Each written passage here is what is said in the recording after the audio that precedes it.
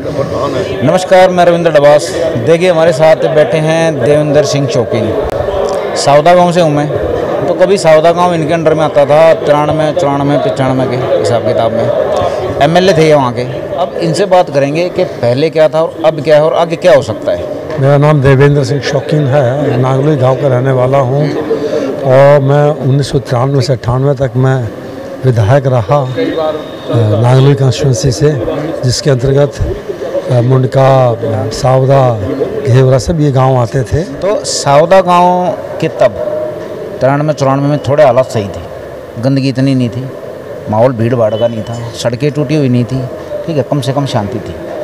तो अब माहौल बिल्कुल बदल गया है, भीड़ भड़का, सारे रोड टूटे हुए हैं, जगह जगह गंदगी है, बहुत बेहाल हो रहा है सिस्टम। किसको जिम्मेवार मानते हो आप? देखिए, जिम्मेदार तो मैं जो वहाँ से रहे उन्हीं को मानता हूँ मैं, लेकिन मैं केवल इतना कह सकता हूँ कि मैं 1993 से 98 तक जब तक मैंने क्षेत्र का प्रतिनिधित्व किया, उस समय जो मेरी जो उपलब्धि थी, ये गली नाली सड़कें तो बनती रहती हैं, टूटती रहती हैं, मुत्तियाँ टूटती हैं, लेकिन मैं अपनी उपलब्धि मानता हूँ कि वो उस समय जो बहुत बड़ी समस्या थी, पानी की समस्या थी।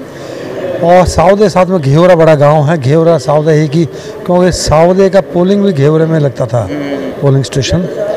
पानी गंभीर समस्या थी पानी की वहाँ पर। मैं घेवरे गांव में और सावदे में जब आऊँगा, जब मैं एक कमिटेड पाइपलाइन जो है ये केवल इनके लिए मैं बिछवा दूँगा, और यहाँ पर पानी जब तक प्रत्येक घर में नहीं पहुँचेगा जब, और मैं बड़े फ़ख्र के साथ कह सकता हूँ कि मैंने उस समय कमिटेड पाइपलाइन ले करवाई, बिछवाई वहाँ पर। हाँ, तो सब 100 में से 101%, 100 में से 101% कह रहा हूँ मैं, झूठ चल रही है, ठीक है। कोई नेता काम करके राजी नहीं है।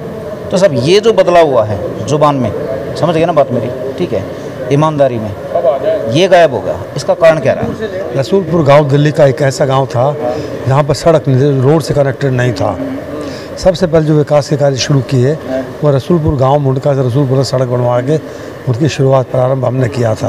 ये बताइए, हर एक गाँव के साथ ना ग्राम सभा की ज़मीन पड़ी है, वो कानूनी तरीके से या गैर कानूनी तरीके से, ज़्यादातर गैर कानूनी तरीके से, ठीक है, कब्जाई जा रही हैं अलग अलग विभागों द्वारा, अलग अलग सरकारों द्वारा, सारी कोशिश कर रही है, लेकिन गांव के कहीं भी परमिशन नहीं ले रहा कोई भी, किसी भी गांव से कोई सहमति नहीं ले रहा, विचार नहीं कर रहे कि भाई आपके गांव में क्या सुविधा चाहिए। पहली बात तो ये है कि ग्राम सभा की भूमि आई कहाँ से। ठीक है, ये 1908-9 जो बंदोबस्त हुआ था, तो गांव वालों के जिसका जितना हिस्सा था उसके हिसाब से ये भूमि उसके उस चकबंदी में काटी गई बंदोबस्त के दौरान, कि चरागाह के लिए, बनी के लिए, पशु बैठने के लिए, हटवारी, शमशान के लिए, अलग अलग उनके लिए ये होती उसी हिस्से से काटी गई थी। गांव की ज़मीन है, गांव की ज़मीन है। अब सरकार ने कर रखा है कब्जा।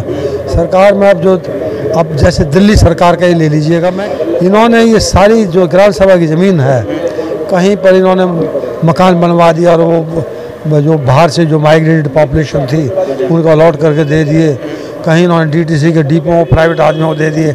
अरे भाई, ये ज़मीन उनके लिए बांटने के लिए नहीं है, तो सरकार जो कब्जे करवा रही है वो उनके लिए नहीं। ये अगर आपको ये ज़मीन गांव वालों की है, इसलिए इस ज़मीन को, ये अब जैसे जो शहरीकृत गांव हो गए तो उनकी ऑटोमेटिकली भूमि डीडीएम चली जाती है, केंद्र सरकार के पास चली जाती है।